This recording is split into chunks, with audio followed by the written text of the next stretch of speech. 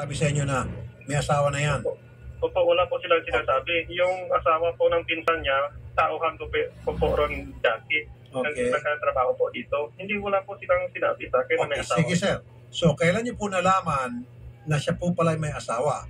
Nitong July 3 po, umuwi po kami lahat ng tauhan ko sa Tapas. Kasi Okay. po, di po ng pinsan ko na tauhan ko rin. Opo. Umuwi po kami hanggang bumalik po ako dito ng 19 na po ako bumalik.